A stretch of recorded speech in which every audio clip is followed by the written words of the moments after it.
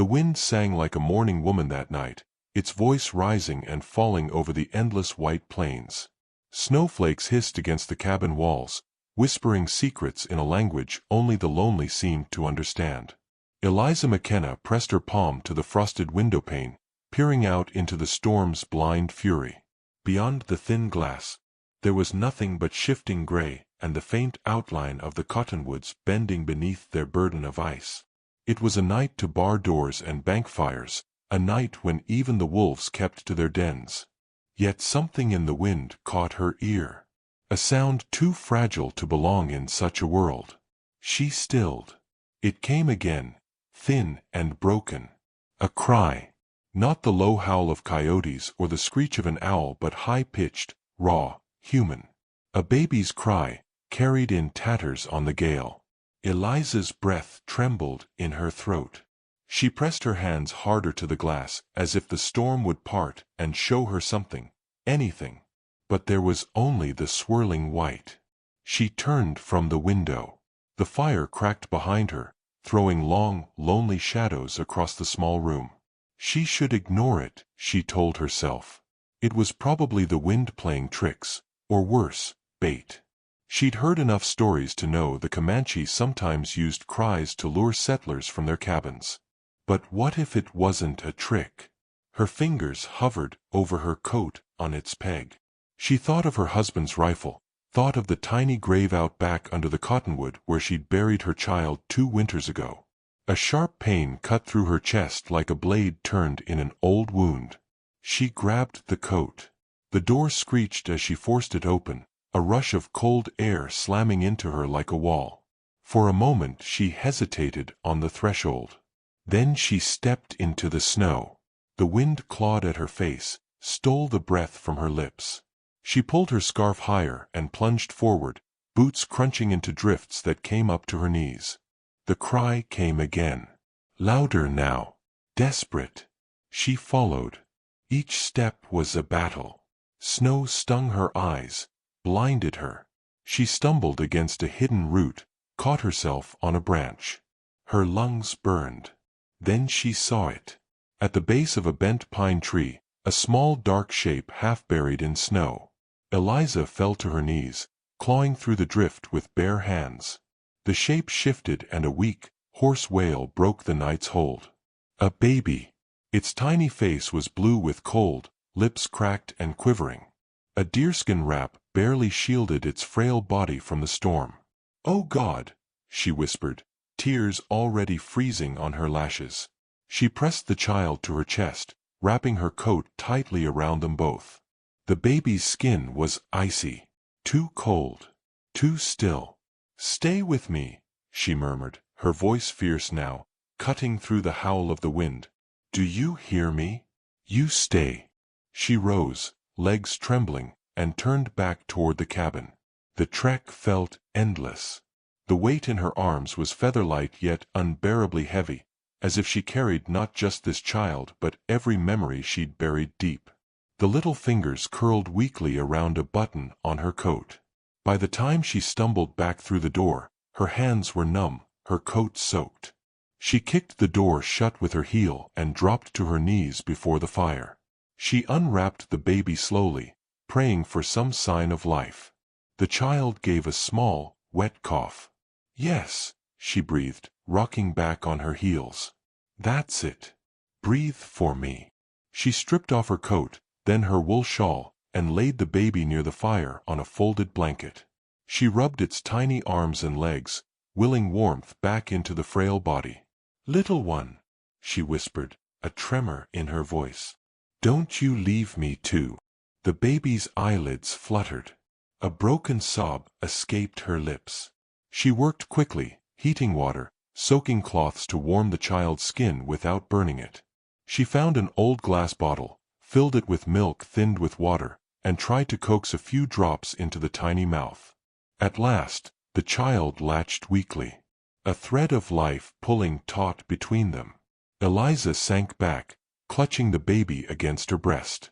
Her heart was pounding so hard she thought it might wake the dead. Outside, the wind screamed and rattled the shutters. But here, by the fire, in the dim orange glow, There was silence but for the child's soft breathing. Eliza sat still for a long time, staring at the flames. The memories she kept locked tight pressed at the edges of her mind, the sound of her own baby's cries, how they'd grown weaker each night until the silence came. "Little bird," she murmured, stroking the fine black hair on the infant's head. "That's what I'll call you for now." As the words left her mouth, a strange calm settled over her. Then, faintly, she felt it. A prickle at the back of her neck. She turned her head slowly to the window. For an instant, just an instant, she thought she saw movement at the treeline. A dark shape on horseback, still as a shadow. But when she blinked, it was gone. The wind moaned and rattled the shutters again.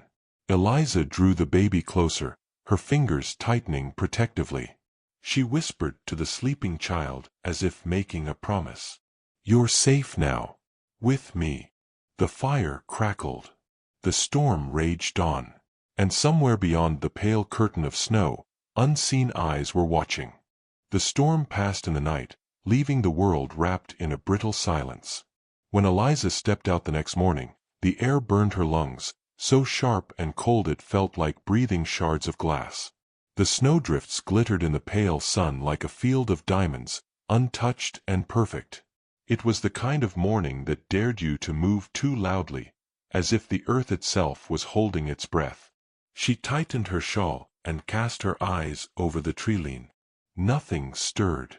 No dark shapes, no flicker of movement, only the endless expanse of white. Behind her, from the cabin, came the faintest sound, a cough. She turned back.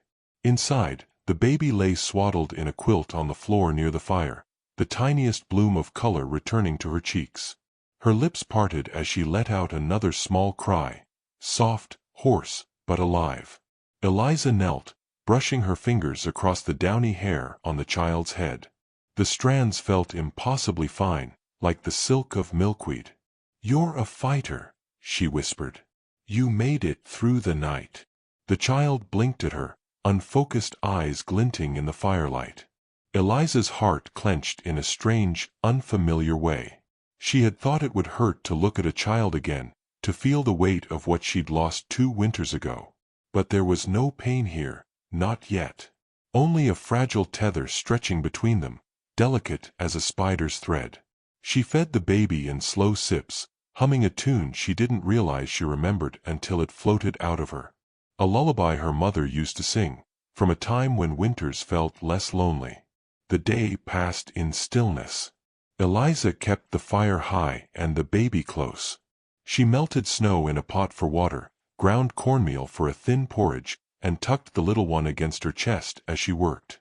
Once, as she was hanging a blanket to dry near the hearth, she noticed the bundle she'd taken off the baby the night before, a tiny deerskin wrap, delicately stitched with colored beads. She traced the beads with her thumb. The pattern was simple yet deliberate, rows of turquoise and red. Someone had made this with care. Her stomach turned. Somewhere, someone must be looking for this child.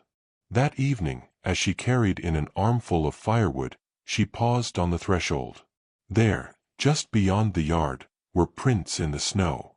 Fresh ones. Boots, smaller than a man's but too large to be a child's. They curved around the cabin, skirting the edge of the woodpile. Her eyes darted to the treeline. The shadows seemed longer than they should be. She stepped carefully into the snow, her breath loud in her own ears. She crouched and touched one of the prints. The edges were sharp, clean, made not more than an hour ago. Eliza straightened, her fingers curling instinctively. "You saw her," she murmured under her breath. "And you let her live."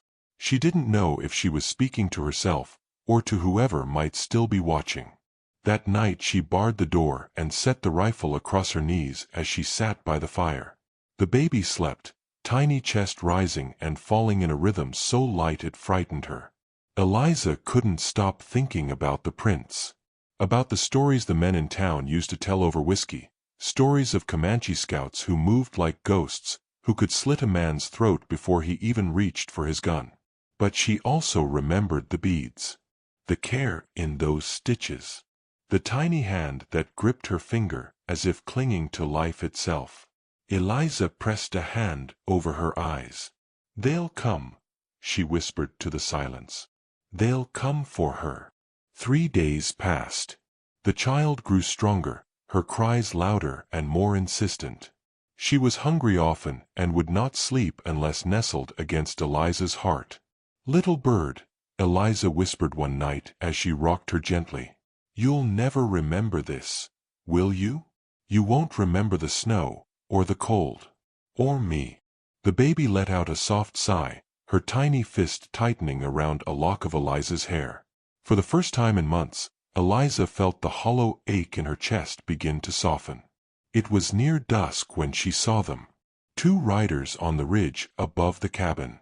They were little more than silhouettes against the sinking sun, but even at this distance she could see the feathers in their hair, the long rifles slung across their backs. Eliza froze. The riders didn't move, didn't call out. They simply watched. Her heart pounded so hard she thought it would rattle her ribs apart. Slowly, carefully, she stepped back into the cabin and shut the door. She didn't light the lamp that night. In the hours before dawn, she dreamed of drums. A deep, steady rhythm echoing across the plains, carried on the wind. When she woke, the sound was gone, but the feeling remained, thrumming in her chest like a warning. The next morning, she found something at the edge of the yard. A feather, black-tipped, tied with a strip of leather. Eliza knelt and picked it up, her fingers trembling. She didn't know if it was a gift or a mark, but she knew, with a cold certainty, that it meant only one thing. They were coming. The days grew longer, though winter still clung to the earth like a jealous lover. Each morning, Eliza woke to the sound of little bird's soft breathing, the weight of her tiny body nestled against her chest. It had become a ritual now, the child's warmth pressed to her heart as she stirred the coals back to life, as she folded her shawl tighter against her shoulders, as she whispered words the baby could not yet understand. "You're safe," she would murmur. "So long as I have breath in me, you're safe." But in the stillness beyond the walls, she felt it, the watching. The first rider came at dawn. Eliza saw him from the window, a lone figure seated atop a painted horse. He did not move closer, did not raise a hand in greeting or threat. He sat like stone, a spear resting against his knee, his face unreadable in the gray light. She gripped the edge of the window, her pulse thundering in her ears. The man stayed for what felt like an eternity, then turned his horse and vanished into the trees. Eliza let out a shaky breath she hadn't realized she'd been holding. That afternoon, she wrapped little bird in the deerskin she had found her in, laying her gently in a cradle she had fashioned from an old apple crate and scraps of muslin. The baby cooed softly, kicking her tiny feet as if testing this new strength in her limbs. Eliza sat on the floor beside her, stroking her fingers through the baby's dark hair. "They know you're here," she whispered. The baby blinked up at her with solemn eyes, as if she, too, understood the weight pressing in from the world outside. 2 more days passed. Each night, Eliza thought she heard the faint roll of drums on the wind, though when she pressed her ear to the door there was nothing but silence. She could not sleep, could not still her thoughts. She thought of the rifle leaning against the doorframe. She thought of the feather she kept tucked into her apron pocket. She thought of the child sleeping beside her, so small and fragile, yet carrying a weight heavy enough to set 2 worlds on a collision course. They came on the 3rd morning. She heard them before she saw them, the muted thud of hooves against snow, the creak of leather, the soft jingling of bridles. Eliza stepped to the window, and her breath caught. Riders. 100 of them, perhaps more, spilling out of the forest like a river of color and sound. Horses pawed the snow as feathers and beads swayed gently in the breeze. Spears and rifles glinted in the pale light. They moved in silence. Not a word, not a shout among them. Only the wind whispering through the cottonwoods and the quiet, steady rhythm of hooves. Eliza's heart hammered so hard it hurt. She reached for the rifle but stopped herself. Her hand hovered over it for a long moment. Then she let it fall. She stepped outside, the cold air biting her skin. The riders had formed a wide crescent around her cabin, their horses snorting clouds of vapor. At their center sat a man whose bearing marked him as leader, broad-shouldered, with a scar cutting across his left cheek. His eyes were sharp and dark, fixed on her with a weight that made her knees feel unsteady. Eliza lifted her chin, though her voice wavered when she spoke. "I mean no harm." No one answered. The man dismounted slowly, his moccasins silent on the snow. He stepped forward, stopping just short of where the yard's trampled earth met the clean drifts beyond. He spoke in low, measured words. The syllables were foreign to her, a flowing language that seemed made of wind and water. Eliza shook her head. "I don't understand." A young woman emerged from the circle, her long braids swinging as she walked. She paused before Eliza, her eyes wide and shimmering. The woman's gaze darted to the bundle in Eliza's arms. Eliza hesitated, then drew back the shawl to reveal the child. The woman gasped, a sound like a bird's cry. She fell to her knees in the snow, her hands outstretched but trembling. Tears traced clean paths down her painted cheeks. The baby let out a soft sound, as if recognizing something in the air. The young woman pressed her palms to her mouth, her shoulders shaking with silent sobs. Eliza swallowed hard, her own throat aching. "I found her in the storm," she said softly, though she knew her words meant nothing to these people. "I kept her alive. That's all." The leader stepped closer, speaking again. His voice was steady, but his eyes burned with an emotion Eliza couldn't name. She clutched the child tighter. "Please," she whispered, "don't take her from me like this." For a long, breathless moment, no one moved. Then the young woman reached out, her fingers brushing the deerskin wrap. She looked up at Eliza with tear-streaked cheeks and spoke a single word, her voice breaking. "Mother." The weight of it struck Eliza like a blow. Her arms went slack. Her knees trembled. This was the child's mother. Of course. The leader lifted a hand, and the circle of riders began to shift, their horses stepping backward in unison. The young woman rose slowly, cradling the child to her chest now, rocking gently as she murmured words Eliza could not hear. Eliza felt hollow, as if the cold had reached her marrow at last. But as she turned to retreat into the cabin, she felt a hand brush her arm. She looked up. It was the leader. He held her gaze for a long moment, then nodded. Once. Not gratitude. Not forgiveness. Something quieter. Something deeper. As the riders melted back into the trees, Eliza stood alone in the snow, her arms aching with absence. A single feather fluttered down at her feet. She knelt, picking it up with numb fingers. And though her hands were empty, she felt the child's warmth still lingering on her skin. The snow was falling again, soft this time, like a blessing. Eliza stood outside the cabin, her shawl pulled tight around her shoulders. The world felt unnaturally still, as if even the wind had paused to watch what would happen next. She could see them in the distance.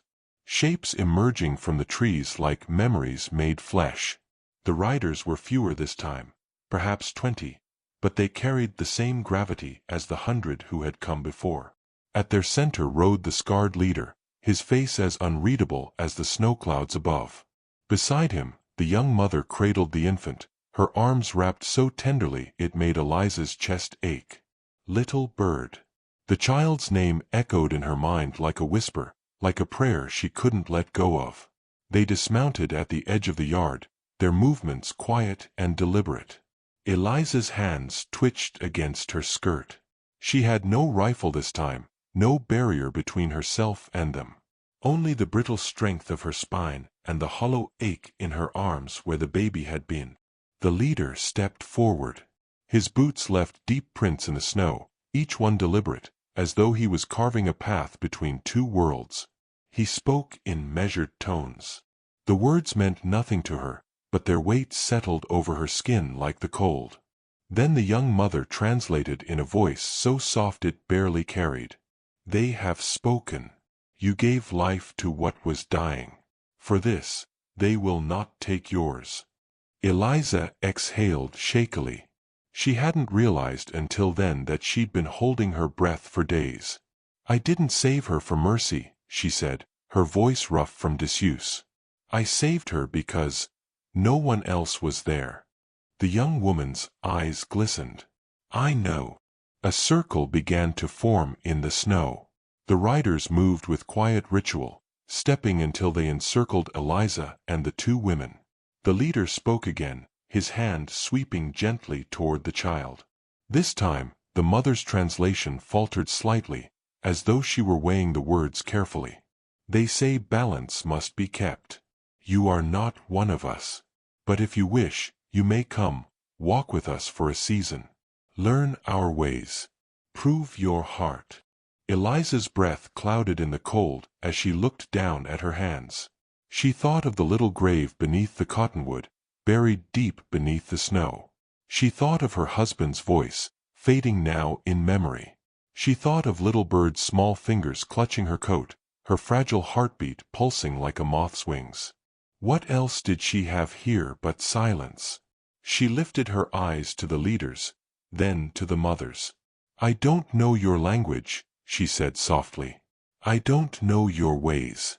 But I would learn, if you'll have me." A ripple of movement passed through the riders, not words, just a quiet shift in posture. Acceptance, or something like it. The mother stepped forward, her hand brushing Eliza's arm. "Then we ride together." They did not rush her. Eliza returned to the cabin one last time. She walked through each room slowly, her fingers trailing across the wood she and her husband had hewn together. The cradle stood by the hearth, empty now, but still warm with memory. She left a single letter on the table, weighted down with a smooth river stone.